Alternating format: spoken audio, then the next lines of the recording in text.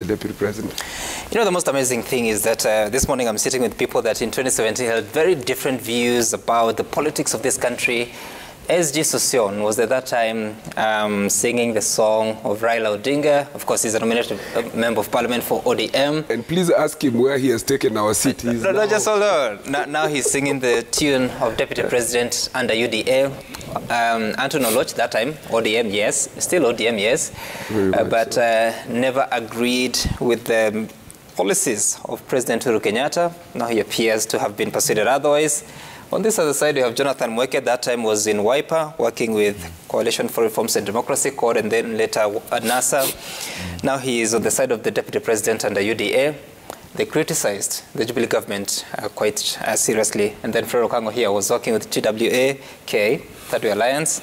His party leader at that time was Ekuru Aukot. Now he's within KANU. You can see the shifts that happen. So it's up to you, the citizen and voter, to make judgment for yourself and study the politics of this country and how you make a decision. Now, I want us to transition to something else that is divided the political class, and that is on the Elections Amendment Bill of 2022 that is already before the House.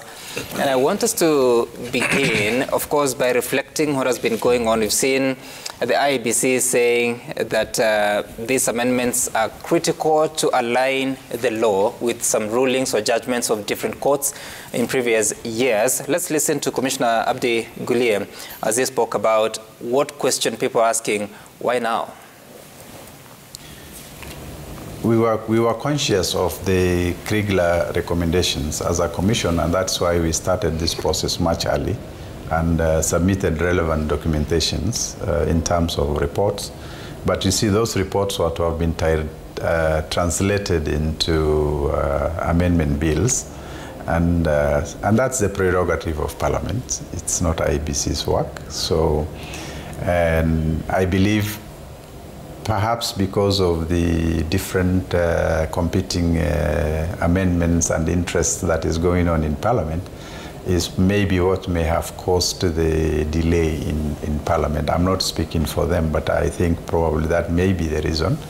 But we don't want to dwell on that. What we have said is that we need to have a few things clarified, and I think this was the discussion that we were having with our committee.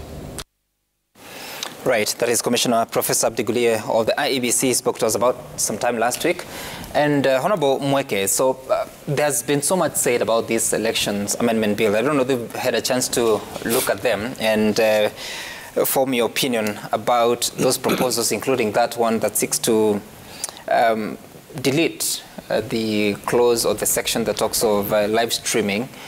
And it's in fact runs of an earlier judgment of the High Court that it is unconstitutional, that the results should ideally be considered based on the Form 34's series from the polling station. What do you make of this process and this amendment bill? The results at the polling station are final.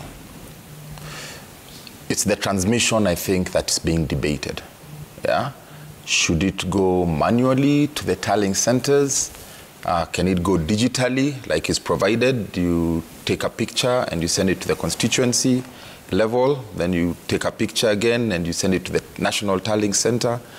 And I think what they were trying to correct was that the manual results that used to be brought on the forms were different from the ones that were sent electronically. Mm-hmm. But what's important to note is that these are the right results, the same results. Mm-hmm. If you have something on a paper and you take a picture, that picture should be a true reflection of what the result was. Sure. Now, if that picture goes ahead, then you send the physical copy later and it looks different, it means that the physical copy must have been changed. And I think those are the discrepancies that the court was looking at, wondering why are these two different. There was some manipulation somewhere. And for me, I think that's where you should investigate. Who is manipulating and why? Mm-hmm. what is strange, like all the amendments that have been done by Parliament, there's a lot of good things in them. But there's one or two very, very sinister things that makes Kenyans begin to get worried and start asking questions.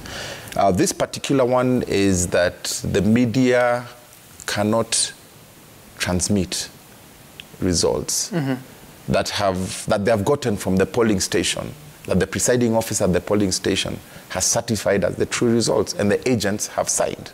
So why must we wait for 24, 48 hours I don't think to that be is, told somewhere? That's not factual. Somewhere else. Because the section that is being amended is section 39, subsection 1G, that says the Commission shall, to facilitate public information, establish a mechanism for the live streaming of results as announced at polling stations, and the results so streamed shall be for the basis for purposes of public information only, and shall not be the basis for a declaration by the Commission. That's the section that they are seeking to delete, which in 2018, Justice Chachamwita said it is unconstitutional.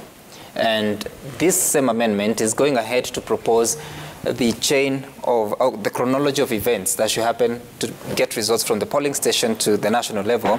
And so what I'm asking from you is there a specific issue you have with the bill as it is that would appear to make a case for those that are saying there's a sinister motive? Yeah, I think there's a subsection 2 and 3 of the bill that they've provided deleting so that the IEBC chairman may announce a winner of the presidential election if certified. Yeah, if he's satisfied, if he's satisfied that announcing the winner doesn't change any of the results. So if you are so far ahead and nobody can catch up, the IEBC chairman was allowed to announce a winner. But now I think they have deleted that section. It's being proposed to be deleted, you're right. Yes, they're proposing to delete that section to say that you have to wait until everything is in, even if you know that the runner-up cannot catch up to be able to announce. And for me, that's a little sinister because it gives people with bad ideas time to execute their bad ideas. Interesting. But Fred Okango, what's your take on these amendments that are before the floor, on the floor of the House? I think the most important thing is to guarantee free and fair elections. IEBC have put their case and they've said, as the originators of these proposed amendments, what they're trying to do is to supplement in situations where there could be no network. We have seen some parts in this country where they say the 3G issues. But you see, the Commission, the Act allows the Commission to use any technology that they consider appropriate in this election process. But in doing so, what is this technology that shall guarantee free, fair, transparent, and credible election? That is the contest. So in any amendment, if that amendment can guarantee that, then I don't think Kenyans would question. But because maybe the wording and the fact that there is some aspects of the initial, of the Principal Act that are being deleted, then Kenyans have got all the reasons to fear. But they must come out and explain. They must come out and engage. If this bill went through the processes of amendment, and the public were involved, stakeholders involved, then the public should have known. Maybe the issue was lack of enough participation by the stakeholders to give input. But I am afraid to say that we have come from a process where we saw elections results were a certain number, then when you wake up in the morning, they changed. And they were static. So you are just being given results that, they changed because we were collecting results from the polling station. If indeed the court has made a declaration that the results from the polling station are final, and that result is transmitted through from 34A all the way to 34C, then that process must complement any technology that we're going to use. That is the bottom line. But if it changes in between, then that is electoral malpractice. And that's why in Article 86, IEBC must ensure that whatever method they use and they give the public to vote, that method must guarantee the securing of the votes from any malpractice process. So in this law, I haven't had enough time to go through it, but what I know, Sam, is that the principles of the general principle of electoral system must be adhered to. Okay. The voting process that guarantees the outcome must be adhered to. So we can play politics, we can say this, but at the end of the day, Sam, what the Kenyans want to know, if I go to the ballot and cast my ballot, then the outcome must reflect what I did. If I lose fairly. If I win, I win fairly. All right. Anton, just Honorable Sosyan, Honorable Oluwach, so help us here because you're an advocate of the High Court.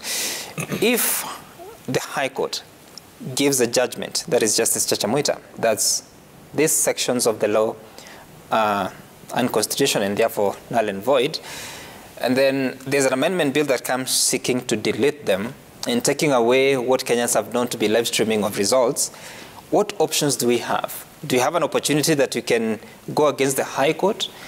But if you have to follow what the High Court is saying, what do we do to the law to secure the live streaming that Kenyans have seen of what has been verified? Thank you. Remember, the process of making and improving on the law takes into account court interventions, and these court interventions here that IEBC is responding to includes the minor KI case. You also have the Chachamwita case and several other cases that have gone around the electoral law. And, you know, in the minor KI case, I think two fundamental things that came out of there, that, you know, the accuracy of the count is fundamental. Number two, that the lowest denominator or station for voting is the polling station. And number three, that the results as announced at the polling station are final. Then you come to the Chachamwita case, which tried to unpack this decision. And one of the things that it was saying is that the minor KI case did not take away the role of IEBC to verify. And it said that is clearly a mandate and within the ambit of IEBC. What they cannot do in the process of verification is to alter, change, verify, do anything that would change what was the nature, text, and result as announced by the returning officer. So this is perfectly in order for IEBC you mean to presiding do. Officer? Yes. Okay. What is perfectly in order for, this is perfectly in order for IEBC to do. What I think is curious is for them, and which is causing, you know, anxiety and suspicion, is for them to bring it at this time. And I sit in the Justice and Legal Affairs Committee, and there have been a lot of back and forth with IEBC about we have brought these bills and you're sitting on it. You remember, I think there was a debate as to election law financing and the Parliament refusing. And there was a lot of, you know, we brought it to Parliament. I sit on Nini and we did not see it until it came to the floor of the House, and IEBC agitating it on the media platforms. On the question of live streaming, I think it is important for us to distinguish live streaming as in the streaming that IEBC would put at the tallying center, results as they receive them. And there is the difference with the media broadcasting or announcing those results as they receive them from the polling stations. That has not been stopped by this law. Indeed, anybody with a gadget and a Facebook Live, Nini, can actually live stream whatever it is that is going on. I think the confusion that they wanted to make is to anchor the ultimate responsibility of the commission as the person who would do the results. And because, and I think this is also in one of the decisions, I think the minor KI one, that the results that are put at the tallying center, those results cannot countermand the results at the polling station as announced. And I think it is to this extent that they want to make clarity so that Kenyans do not get fixated to this is what we have seen. What if the actual text of what was announced was different? And this can happen due to technological, whatever it is, and people will put up things on the tallying center screen that are inconsistent with that which is at the polling station. So then they said, let that not create a confusion, let us wait for the returning officer Form 34, and then the role of IEBC then is to tally and to say this result added with this and added with this equals to this. But I think the media continuously is allowed to continue making announcement, and then finally when you come to the question of whether IEBC can make a call, I think this is a question of practice. In the US, the media, CNN would be able to say, given the results that we have here left in the polling station, we can call the results for the governor, the senator, or this presidential candidate. But in our case, what they want to do is to preserve this role for IEBC so that we do not make any speculation. Even if we have just 10,000 or 1,000 people left, those votes count and they should be waited for until they're all in. Okay, and as Honorable Susan, you'll have the final word here because you're practically out of time. But what cure would you propose to this if this section is deleted that talks about live streaming? In any case, it's unconstitutional as per the High Court. Yeah, thank you, Ben. And considering, and also to respond to your earlier comment of changing parties, you know, I supported NASA in 2017 because I believed it was an alternative of providing democracy contrary to what was in Jubilee. But now that the president of Jubilee has come this side and has clamped all of us, I cannot naturally be here. But on this bill of IEBC, elections, the Election Amendment Act, Krigler advised this country very clearly that any law to be used or to be applied in any election should not be enacted close to the general elections. Now, this political parties amendment bill is coming right after the political parties bill that was very divisive, suspicious. Election bill. I'm talking about election amendment bill. It's coming right after the political parties amendment bill, which divided this country and which, of course, is controversial. It is in court. Practically, even if it makes all the necessary sense, this is not the right time to bring this bill, and particularly to try and do away with live streaming so that we get back to the cooking of votes that was done in 2007 under Kivuitu. And you remember what Kivuitu was talking about. And these are some of the choreographed activities around elections that we are talking about. And even when I talk about militarizing the elections, I mean it. It is the body language of the president. You are a lawmaker, Honorable Session. And so... Just hold on, so that we end on an informing note. You are a lawmaker. The High Court has said that section on live streaming is unconstitutional. The amendment bill is seeking to delete it in compliance with the High Court decision. So what cure do you provide? Because you're a lawmaker. The live streaming was used in 2017. Even if the High Court has said it, it's a matter that can still be appealed. Why is IEBC in a hurry to try and amend that particular act? Because we cannot get rid of live streaming of results in this country. The ICT infrastructure that has been invested in the IEBC and borrowing from democracies like the US. At the close of election, the president is already known, and we cannot go back to the confusion of 2007. Merely that a court has made a certain pronouncement does not mean it is reason for us to hurry towards the election time to begin engaging in such amendment. That will not be right. It is a recipe for confusion and chaos. And as Parliament, if that matter is still brought, those of us who believe that live streaming and ICT investment in election to ensure that elections are free and fair, we will continue defending it. Okay, Honorable Loche, is there a way of amending it to comply with what the High Court wanted? You see, the High Court itself did not bar as such. I think what we're trying to clarify here is, and I want us to go back, you have seen in previous election, live streaming in which some results were broadcast and then later taken back. You know, that kind of confusion can cause a lot of uncertainty.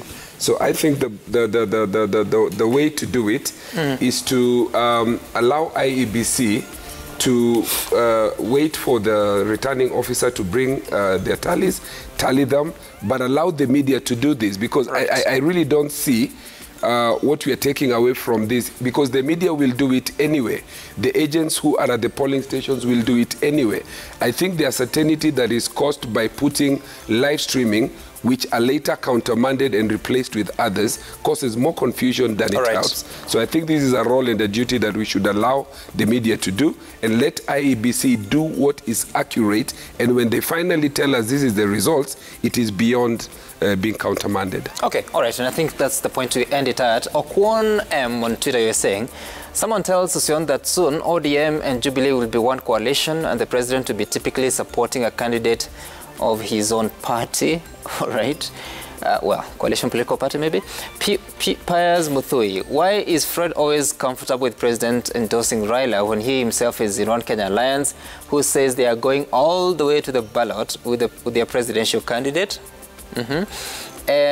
E. Mulwale, if the narrative is that the person that President Kenyatta will support for presidency will fail terribly, then Susion and Co. Should praise the union between Uhuru and Raila. Kiprono Abraham, Uhuru is an enemy of his own legacy. He had time to package his legacy, but is meddling with it. Maybe Raila promised him a post of deputy president. It would be nice to hear that Uhuru is the deputy president of Kenya. First of all, by law, constitutionally, that's not possible. Flavian Mulama, what did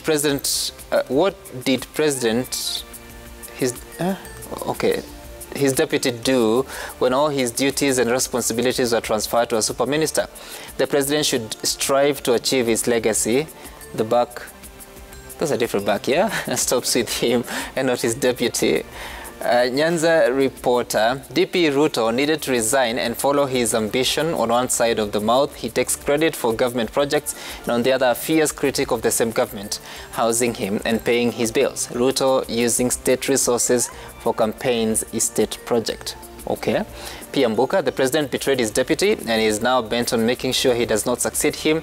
This has never been heard of in the entire world. Obama never supported a Republican candidate, Trump, but the Democratic candidate, Hillary and Biden. And that's your take here on Daybreak. That I've had that question that maybe Uhuru Kenyatta will become the deputy president. It's not possible, because for you to qualify to be nominated to run for the election of president, then you have, of deputy president, then you have to, just hold on, Honorable Sosion. I'm saying that for you to qualify to run for deputy president position, you must be qualified to run as president. Once you serve 2 terms, you're not qualified to run for president. Therefore, you cannot run to be deputy president.